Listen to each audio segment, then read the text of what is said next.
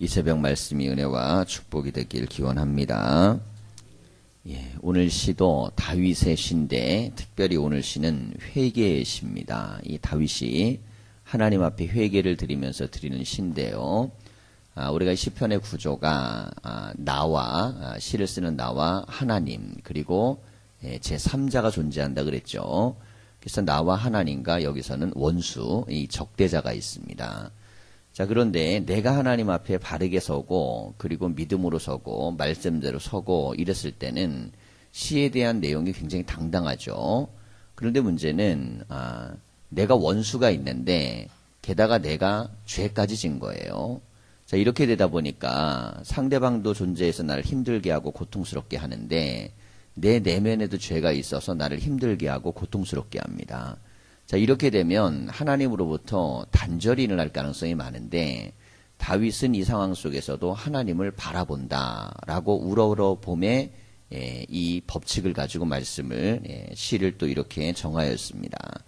먼저 1절을 보면 여호와여 나의 영혼이 주를 우러러 보나이다 그랬습니다. 이게 주를 바라는 건 다윗이 갖고 있는 아주 특별한 시법이거든요. 나의 하나님이여 내가 주께 의지하였사오니 나를 부끄럽지 않게 하시고 나의 원수들이 나를 이겨 개가를 부르지 못하게 하소서. 주를 바라는 자들은 수치를 당하지 아니하려니와 까닭없이 속이는 자들은 수치를 당하리이다 그랬습니다. 자, 여기에 이제 이미 묻어있는 이 다윗의 마음에 부끄러움이 있어요. 하나님 앞에. 근데 이 부끄러움 때문에 하나님을 바라보는 것에서 무너지지 않도록 그래도 하나님을 계속 바라보기를 원하는 마음을 가지고 있습니다. 자, 그러면서 그렇지 않은 사람들은 오히려 수치를 당할 것이라는 거죠. 자, 그랬더니 4절 이하를 보면 여호와여 주의 도를 내게 보이시고 주의 길을 내게 가르치소서. 자, 지금 이 죄를 짓고 잘못된 판단력을 가졌던 다윗이 하나님 앞에 회개하는 마음으로 옳은 판단력을 달라고 기도하는 겁니다. 자, 나는 상대방을 바라보는데 상대방이 눈을 돌릴 수가 있어요.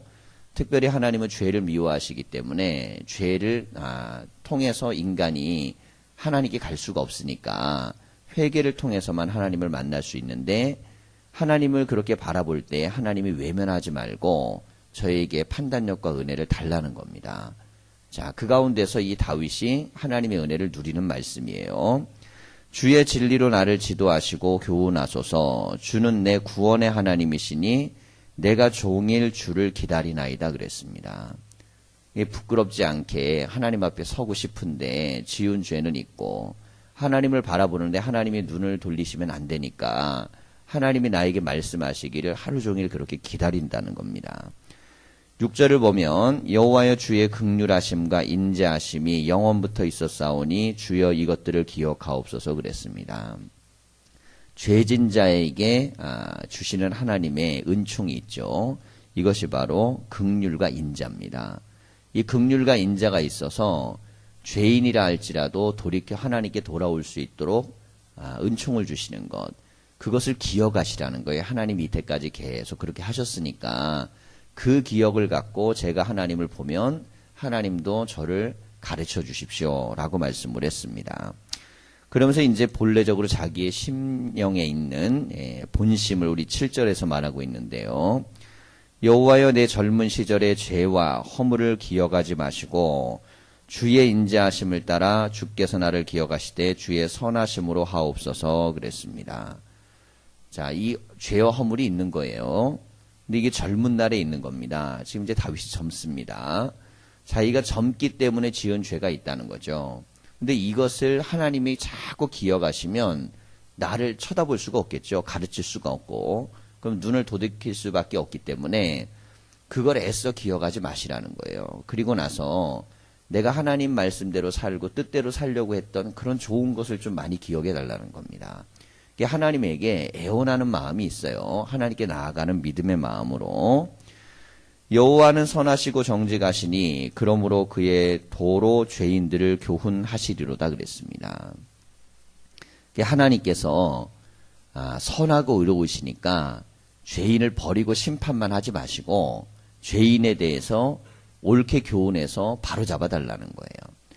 자, 그런데 이 다윗의 시를 보면 자기가 당당할 때는 죄인에 대해서 심판을 주장합니다. 잘못된 길로 가는 사람들은 하나님이 심판하십시오 그래요.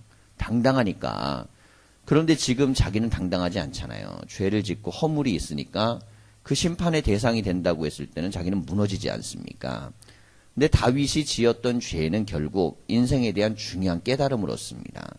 내가 당당할 때는 상대방에 대해서 혹은 다른 사람에 대해서 아주 그냥 평가하고 그리고 정죄하고 무너뜨리는 것을 쉽게 이야기하는데 정작 내가 죄를 지니까 주님 나를 심판하소서 이렇게 말 못하는 거예요. 주님께서 오히려 나를 교훈하셔갖고 바른 길로 잡아달라는 겁니다. 인생이 내가 허물이 있고 죄가 있는 경험이라는 건 오히려 하나님 앞에서 나를 잘 발견할 수 있는 적나라함 그리고 벌거벗은 모습처럼 나를 발견할 수 있는 중요한 계기가 됩니다. 문제는 거기서 죄로 계속 묻혀 들어가면 인생이 파멸이지만 그걸 통해 나를 발견하고 하나님의 은총을 구하게 되면 사람들을 보는 눈들이 달라지죠. 나도 허물이 있고 죄가 있기 때문에 다른 사람을 대할 때 함부로 대하거나 정죄하거나 심판을 요구할 수는 없습니다. 자, 오늘 말씀처럼 다윗이 지금 죄를 짓고 나니까 자기를 바른 길로 교훈으로 인도해 달라고 말씀을 했어요.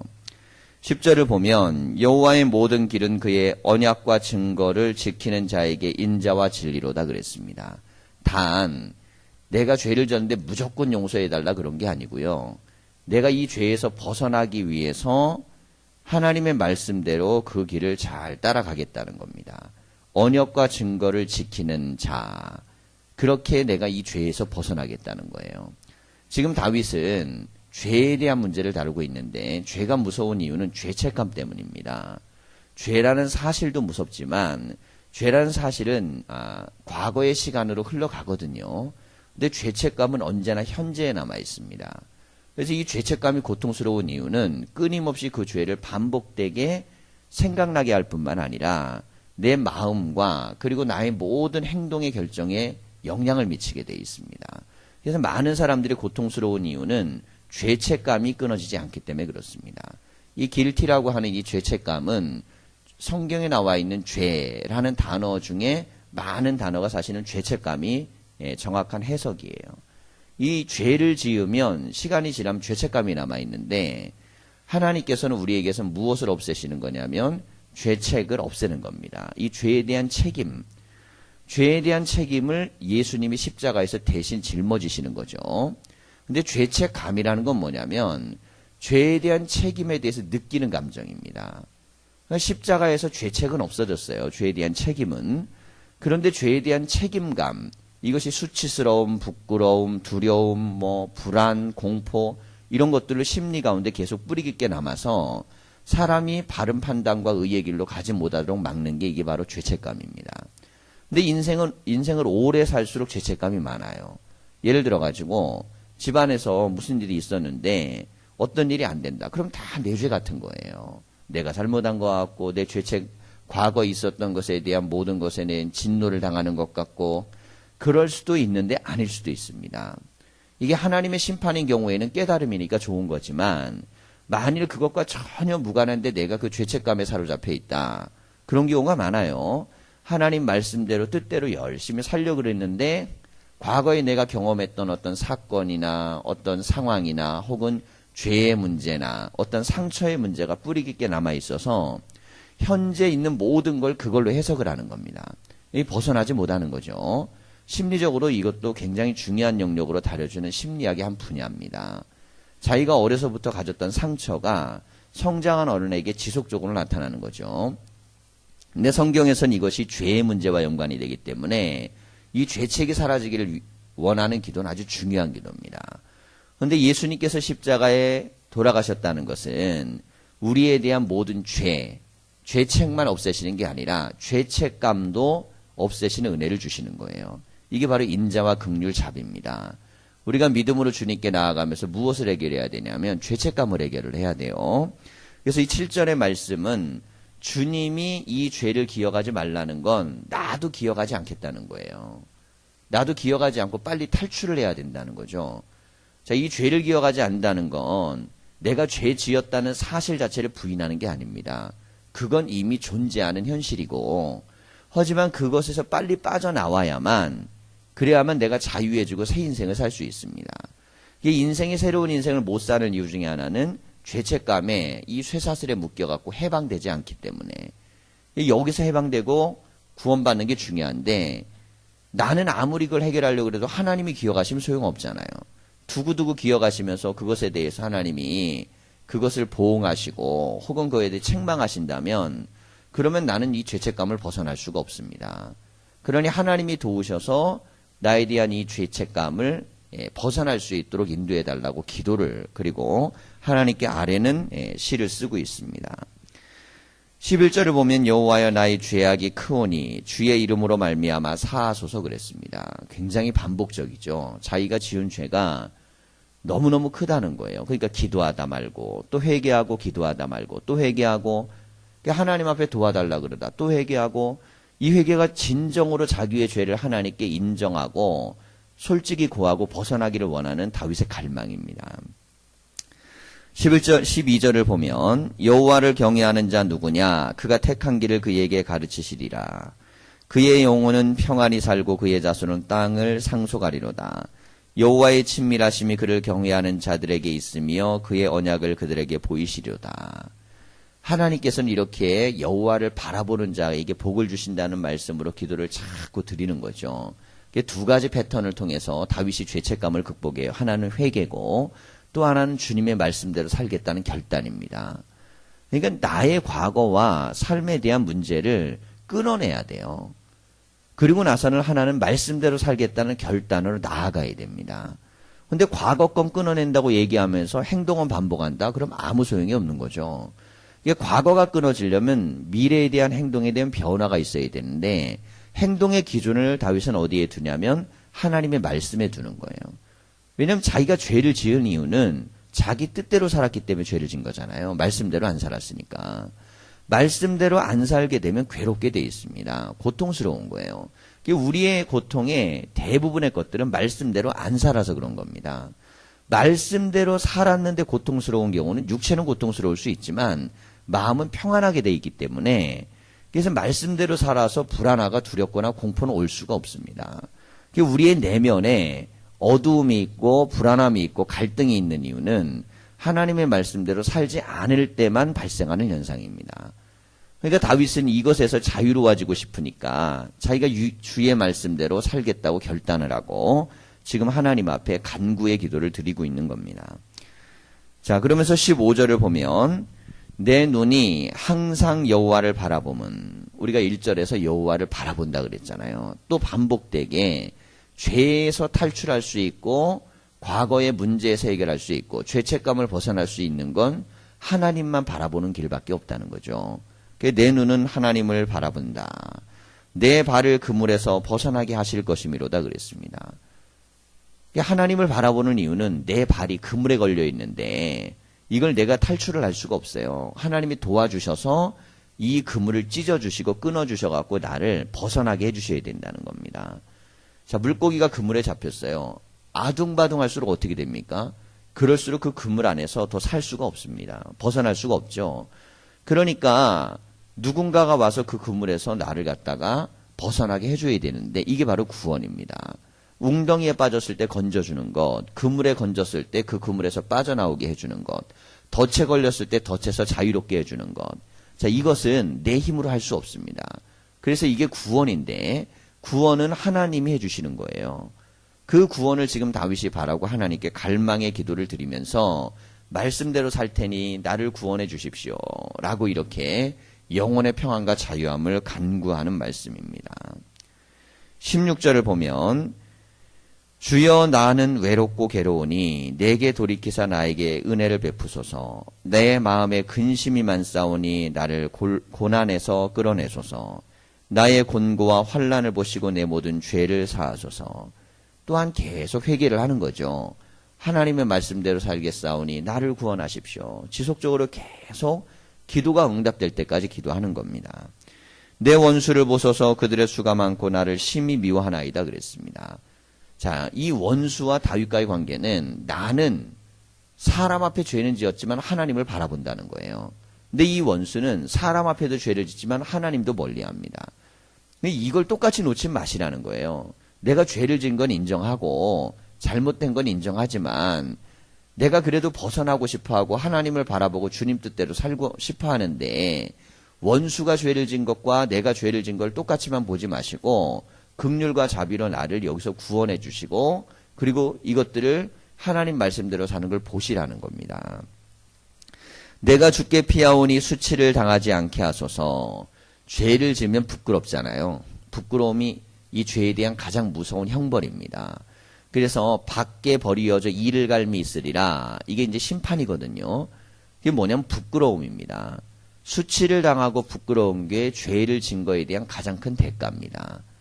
그런데 이미 나는 내 내면 안에 부끄러움이 있어요. 죄에 대한 부끄러움, 수치, 하나님 앞에 서지 못하는 그런 마음이 있습니다. 그러한데 원수에게까지 수치를 당하고 싶진 않은 거예요. 왜냐하면 나는 그래도 하나님을 바라보고 내 죄를 알고 벗어나고 싶어하고 회개하고 있는데 원수가 나를 조롱하면서 수치스럽게 하면서 그는 이기고 나는 지는 자가 된다 그러면 그것만큼 더 고통스러운 일이 없다는 거죠. 그러니 하나님이 나를 여기서 구원해 주셔가지고 죄의 문제는 좀 씻어주시고 원수 앞에 무너지지 않도록 지켜달라는 겁니다. 자, 이 삼각의 관계가 다윗의 시의 가장 중요한 구조인데 나는 하나님을 끊임없이 바라봅니다. 그런데 언제든 바라봐요. 당당할 때도 바라보고 죄질 때도 바라보고 다윗의 시의 핵심은 어떤 상황에서도 주를 바라봅니다. 당당할 때는 당당한 만큼 기쁨으로 또 무너졌을 때는 수치스럽고 부끄럽지만 그럼에도 불구하고 하나님 눈을 돌리지 말고 나를 바라봐 달라고 갈망하는 마음으로 이렇게 하나님 앞에 기도하면서 바라보는 거죠. 그게 하나님이 무엇을 기뻐하신 거냐면 다윗의 이 사랑을 기뻐한 겁니다. 하나님을 향한 진실한 사랑, 하나님을 향한 진실한 믿음.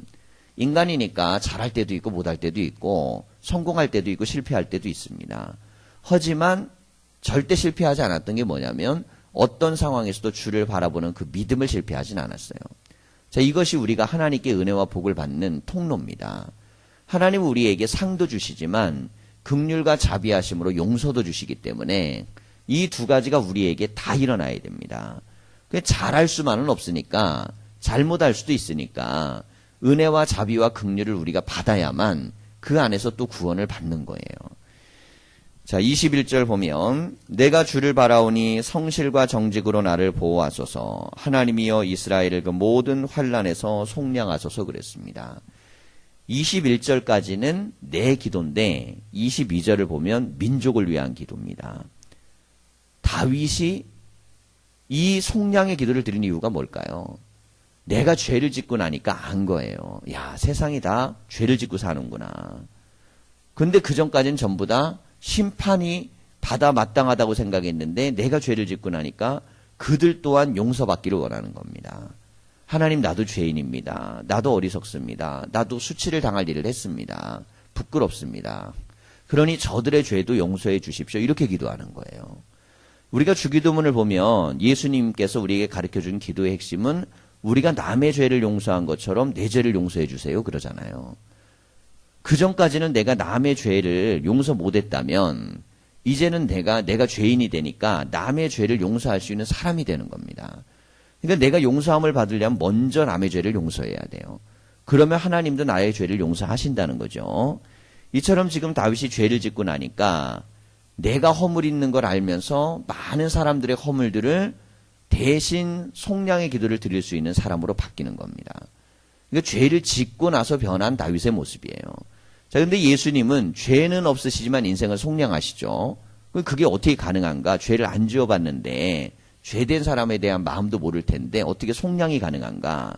그것은 죄에 대해서 슬퍼하고 아파하는 아버지의 마음을 예수님이 동일하게 갖고 계시기 때문입니다. 그러니 그 마음을 아파하시고 괴로워하면서 그 죄를 대신 속량하는 거죠. 누군가가 죄를 지면 내 죄를 내가 알고 다른 사람의 죄에 대해서도 마음이 넓어지지만 죄를 짓지 않고도 마음이 넓어지는 경우가 있는데 이게 어떤 경우냐면 부모의 마음입니다. 다른 제3자의 마음은 죄를 지면 정죄하게 돼 있어요. 근데 부모의 마음은 자식이 죄를 지면 정죄하는 게 아니라 그 죄를 내가 떠안고 싶어 합니다. 그 모든 죄에 대한 근원을 나로 돌리게 돼 있어요. 내가 자식을 잘못 키웠지. 내가 이렇게 말했지, 내가 저렇게 행동했지 하면서 모든 것들을 내가 끌어안아서 어떻게든 그 죄가 감해지고 그 죄에 대한 책임이 가벼워지기를 원하는 게 이게 부모의 마음인데, 하나님의 마음이 우리에게 속량이라는 건 바로 그런 마음입니다. 그래서 지금 다윗이 자기가 죄인이 되고 나서는 이렇게 깨달음을 얻고 회개에 대한 기도뿐만 아니라 다른 사람의 속량의 기도를 드리는데, 예수님은 아버지의 마음을 가지고 계시기 때문에 죄를 짓지 않고도 인생을 위하여 속량한 기도를 드리시고 십자가 위에서 그 죄를 대신 속해 주시는 거예요. 우리가 믿음으로 시편을 읽다 보면 이 시편은 삶의 자리에 있는 우리의 삶의 모든 문제를 다룬 시입니다. 그래서 무슨 낭만적이고 혹은 무슨 자연주의적이고 이런 시가 아니고 삶의 자리에 있는 실제적인 인생의 문제를 다루고 있는 시이다 보니까 누구나가 다 느낄 수 있는, 공유할 수 있는 영역이에요. 죄는 누구나 질 수 있고 허물은 누구나 있습니다. 근데 죄와 허물 때문에 오히려 하나님을 더 바라봐야 되고 다른 사람들을 대할 때 마음이 더 넓어져야 됩니다. 내가 허물이 많고 내가 약한데 남들에 대해서 옹졸하다.